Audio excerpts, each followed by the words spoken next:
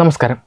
ഭൂമിശാസ്ത്രപരമായ സവിശേഷതകൾ കൊണ്ടും കഠിനമായ കാലാവസ്ഥാ വ്യതിയാനങ്ങൾ കൊണ്ടും ഇന്ത്യയിൽ ഏറ്റവും കൂടുതൽ ജലക്ഷാമം അനുഭവിക്കുന്ന സംസ്ഥാനങ്ങളിൽ ഒന്നാണ് ഗുജറാത്ത്. രാജ്യത്തിൻ്റെ ആകെ ഭൂവിസ്തൃതിയുടെ 6% വരുന്ന ഗുജറാത്ത് പ്രധാനമായും തെക്കു പടിഞ്ഞാറൻ കാലവർഷത്തെയാണ് ആശ്രയിക്കുന്നത്. എന്നാൽ ഈ മഴയാകട്ടെ സംസ്ഥാനത്തുടനീളം തികച്ചും അസമമായ രീതിയിലാണ് വിതരണം ചെയ്യപ്പെട്ടിരിക്കുന്നത്. പ്രത്യേകിച്ച് സൗരാഷ്ട്ര, കച്ച്, വടക്കൻ ഗുജറാത്ത് എന്നീ പ്രദേശങ്ങൾ കടുത്ത ജലക്ഷാമത്തിൻ്റെ പിടിയിലാണ്. കഴിഞ്ഞ ഒരു നൂറ്റാണ്ടിനിടയിൽ 30ഓളം തവണയാണ് ഈ പ്രദേശം വലിയ വരൾച്ചയ്ക്ക് സാക്ഷ്യം വഹിച്ചത്. അതായത് ശരാശരി ഓരോ 3 വർഷത്തിലും ഒരിക്കൽ ഇവിടെ കടുത്ത ജലക്ഷാമം ഉണ്ടാകുന്നു. ഈ ഒരു പശ്ചാത്തലത്തിലാണ് സൗരാഷ്ട്രയിലെയും മധ്യ ഗുജറാത്തിലെയും ദീർഘകാല ജലക്ഷാമത്തിന് ശാശ്വത പരിഹാരമെന്നോണം കൽപസർ പദ്ധതി എന്ന വിപ്ലവകരമായ ആശയം ഉയർന്നു വരുന്നത്. പുരാണങ്ങളിലെ ആഗ്രഹങ്ങൾ സഫലമാക്കുന്ന കൽപ്പവൃക്ഷത്തിൻ്റെ പേരിൽ നിന്നും പ്രചോദനം ഉൾക്കൊണ്ടാണ് ഈ പദ്ധതിക്ക് കൽപസർ എന്ന് പേരിട്ടിരിക്കുന്നത്. ഖംഫാത് ഉൾക്കടലിന് കുറുകെ ഒരു ഭീമൻ അണക്കെട്ട് നിർമ്മിച്ച് കടലിലേക്ക് ഒഴുകിപ്പോകുന്ന നദീജലം തടഞ്ഞു നിർത്തി ലോകത്തിലെ തന്നെ ഏറ്റവും വലിയ ശുദ്ധജല സംഭരണികളിൽ ഒന്ന് നിർമ്മിക്കുക എന്നതാണ് കൽപസർ പദ്ധതിയുടെ പ്രധാന ലക്ഷ്യം. ഗുജറാത്തിൻ്റെ ഭൂമിശാസ്ത്രപരമായ പ്രത്യേകതകൾ ഈ പദ്ധതിക്ക് ഏറെ അനുയോജ്യമാണ്. ഇന്ത്യയിൽ ഏറ്റവും നീളമേറിയ തീരദേശമുള്ള ഗുജറാത്തിൽ സൗരാഷ്ട്ര ഉപദ്വീപിനെ മുഖ്യഭൂമിയിൽ നിന്നും വേർതിരിക്കുന്നത് ഈ ഖംഫാത് ഉൾക്കടലാണ്. ഈ ഉൾക്കടലിൻ്റെ തെക്ക് ഭാഗം 180 കിലോമീറ്ററോളം വീതിയുള്ളതാണ് എങ്കിലും വടക്കോട്ട് പോകുന്തോറും ഇത് വെറും 5 കിലോമീറ്ററായി ചുരുങ്ങുന്നു. കൂടാതെ ലോകത്തിലെ തന്നെ ഏറ്റവും ശക്തമായ വേലിയേറ്റ വലിപ്പമുള്ള പ്രദേശങ്ങളിൽ ഒന്നുകൂടിയാണിത്. ഇവിടെ വേലിയേറ്റവും വേലിയിറക്കവും തമ്മിലുള്ള വ്യത്യാസം ഏകദേശം 13 മീറ്റർ വരെയാണ്. ഇത്തരമൊരു സവിശേഷമായ ജലാശയത്തിന് കുറുകെയാണ് അണക്കെട്ട് വിഭാവനം ചെയ്തിരിക്കുന്നത്. ഏകദേശം 60.13 കിലോമീറ്റർ നീളമുള്ള ഒരു ഭീമൻ ഡാമാണ് ഖംഫാത് ഉൾക്കടലിന് കുറുകെ നിർമ്മിക്കേണ്ടത്. ഇതിൽ 26.7 കിലോമീറ്റർ ദൂരം പൂർണ്ണമായും കടലിനുള്ളിലൂടെയാണ് കടന്നു പോകുന്നത്. ബാക്കി ഭാഗം ഇരുവശങ്ങളിലെയും കരപ്രദേശങ്ങളിലേക്ക് നീണ്ടു കിടക്കും. കിഴക്ക് അലാദർ മുതൽ പടിഞ്ഞാറ് ഭാവ്നഗറിന് സമീപം വരെയാണ് ഈ ഡാം ബന്ധിപ്പിക്കുന്നത്. ഈ പദ്ധതി പൂർത്തിയാക്കുന്നതോടെ 7800 മില്യൺ ക്യൂബിക് മീറ്റർ സംഭരണ ശേഷിയുള്ള ഒരു വലിയ ശുദ്ധജല തടാകം രൂപപ്പെടും. ഇത് നർമ്മദയിലെ സർദാർ സരോവർ ഡാമിൻ്റെ സംഭരണ ശേഷിയേക്കാൾ വളരെ വലുതാണ്. സബർമതി, മാഹി, ധാദർ, നർമ്മദ എന്നീ 4 പ്രധാന നദികളിൽ നിന്നും മറ്റ് ചെറിയ 7 നദികളിൽ നിന്നുമുള്ള വെള്ളമാണ് ഈ സംഭരണിയിലേക്ക് ഒഴുകിയെത്തുക.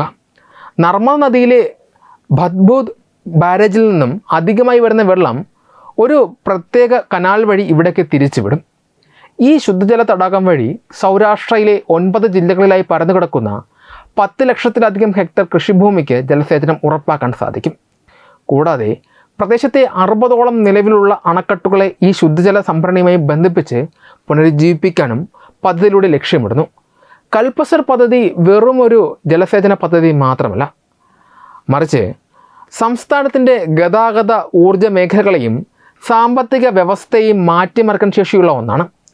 അണക്കെട്ടിന് മുകളിലൂടെ 16 വരി പാതയും 4 വരി റെയിൽ പാതയും നിർമ്മിക്കാൻ പദ്ധതിയുണ്ട്.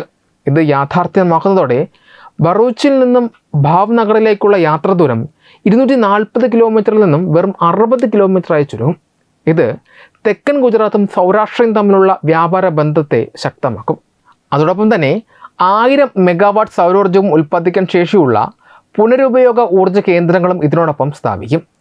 കടൽ വെള്ളം ശുദ്ധജലമായി മാറുന്നതോടെ ഈ മേഖലയിലെ തീരദേശങ്ങളിലെ ഉപ്പുരസം കലർന്ന മണ്ണ് കൃഷിയോഗ്യമാവുകയും അന്തർലീനമായ ഭൂഗർഭ ജലനിരപ്പ് ഉയരുകയും ചെയ്യും.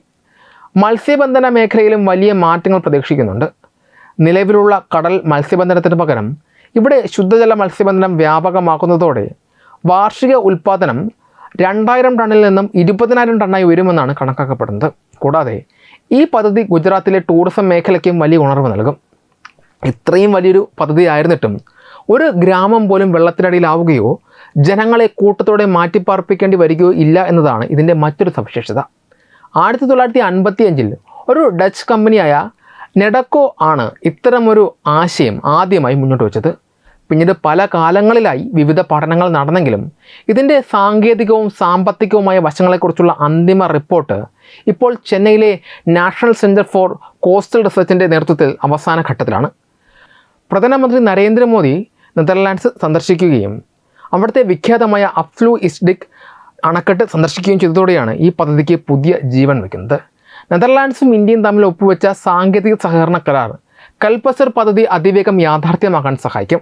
കടലിനെ വേർതിരിച്ച് ശുദ്ധജല തടാകം നിർമ്മിച്ച നെതർലാൻഡ്സിൻ്റെ മാതൃകയും സൗത്ത് കൊറിയയുടെ സാമാർഗ്യം പദ്ധതിയുടെ വിജയവും ഇന്ത്യക്ക് മുന്നിലുണ്ട്. എന്നിരുന്നാലും കൽപ്പസർ പദ്ധതി നേരിടുന്ന വെല്ലുവിളികൾ വളരെ വലുതാണ്.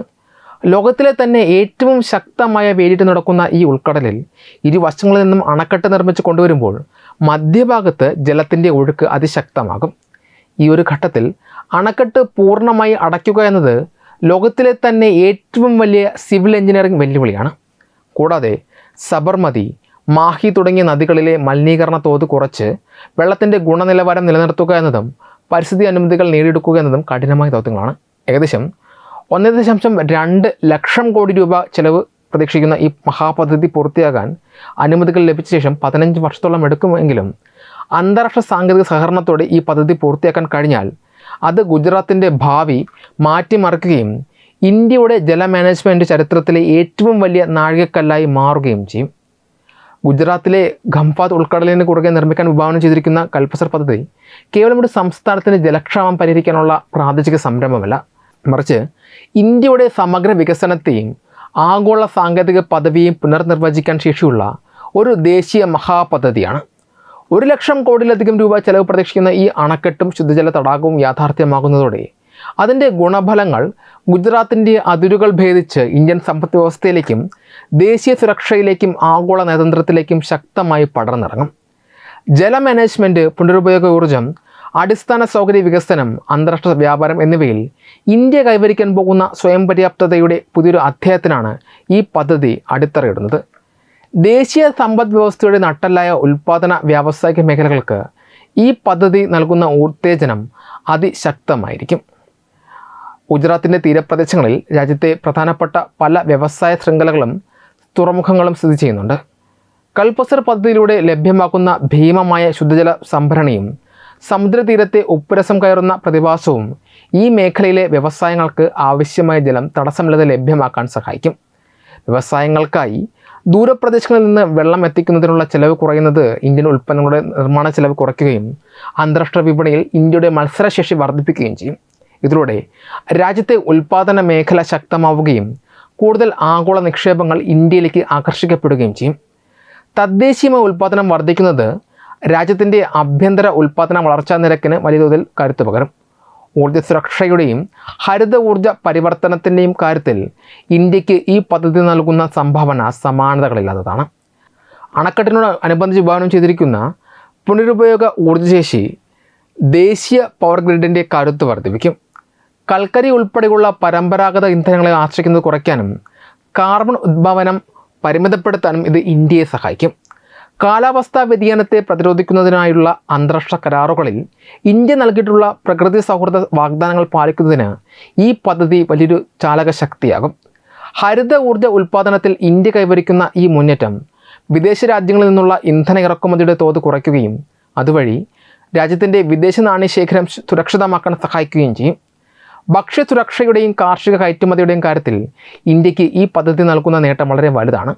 10 ലക്ഷത്തിലധികം ഹെക്ടർ ഭൂമി പുതുതായി കൃഷിയോഗ്യമാകുന്നതോടെ ഇന്ത്യയുടെ ഭക്ഷ്യോൽപാദനം റെക്കോർഡ് നിരക്കിലേക്ക് ഉയരും. രാജ്യത്തെ ജനങ്ങളുടെ ആഭ്യന്തര ഭക്ഷ്യാവശ്യങ്ങൾ സുരക്ഷിതമാക്കുന്നതോടൊപ്പം തന്നെ കാർഷിക ഉൽപ്പന്നങ്ങൾ വൻതോതിൽ വിദേശത്തേക്ക് കയറ്റുമതി ചെയ്യാനുള്ള അവസരവും ഇതിലൂടെ കൈവരും.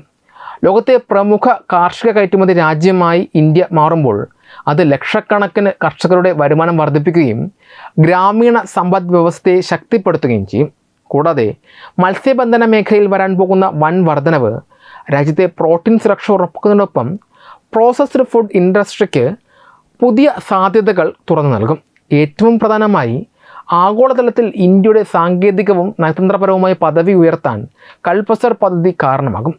ലോകത്തിലെ തന്നെ ഏറ്റവും കഠിനമായ വേലിയേറ്റ മേഖലകളിൽ ഒന്നിൽ ഇത്തരമൊരു ഭീമൻ എഞ്ചിനീയറിംഗ് വിസ്മയം സ്വന്തമായി നിർമ്മിച്ച് വിജയിപ്പിക്കുന്നതിലൂടെ സമുദ്ര സാങ്കേതിക വിദ്യയിലും സിവിൽ എഞ്ചിനീയറിംഗിലും ഇന്ത്യ കൈവരിച്ച ആധിപത്യം ലോകത്തിനു മുന്നിൽ തെളിയിക്കാൻ സാധിക്കും. ദക്ഷിണ കൊറിയയിലെയും നെതർലാൻഡ്സിലെയും പദ്ധതികൾ പോലെ കൽപ്പസറും ലോകമെമ്പാടുമുള്ള ശാസ്ത്രജ്ഞർക്കും എഞ്ചിനീയർമാർക്കും ഒരു പഠന കേന്ദ്രമായി മാറും. വികസ്വര രാജ്യങ്ങൾക്ക് ഇത്തരം സങ്കീർണമായ അടിസ്ഥാന സൗകര്യ വികസന പ്രോജക്റ്റുകളിൽ സാങ്കേതിക സഹായം നൽകാൻ ശേഷിയുള്ള ഒരു ആഗോള ശക്തിയായി ഭാരതം ഇതോടെ മാറും. ചുരുക്കത്തിൽ കൽപസർ പദ്ധതി എന്നത് ഗുജറാത്തിൽ ആരംഭിച്ച് ഗുജറാത്തിൽ അവസാനിക്കുന്ന ഒന്നല്ല, മറിച്ച് വികസിത ഭാരതം എന്ന ലക്ഷ്യത്തിലേക്കുള്ള ഭാരതത്തിൻ്റെ പ്രയാണത്തിന് വേഗത കൂട്ടുന്ന ഒരു ശക്തമായ ദേശീയ ഇന്ധനമായിരിക്കും ഈ മഹാപദ്ധതി. ഈ വീഡിയോയെക്കുറിച്ചുള്ള നിങ്ങളുടെ അഭിപ്രായങ്ങൾ കമൻറ്റുകളായി രേഖപ്പെടുത്തൂ. വീഡിയോ ഇഷ്ടമായാൽ ലൈക്ക് ചെയ്യൂ, ഷെയർ ചെയ്യൂ. കൂടുതൽ വീഡിയോകൾക്കായി ഞങ്ങളുടെ ചാനൽ സബ്സ്ക്രൈബ് ചെയ്യൂ. വെബ് ഡെസ്ക് തത്വമൈ ന്യൂസ്.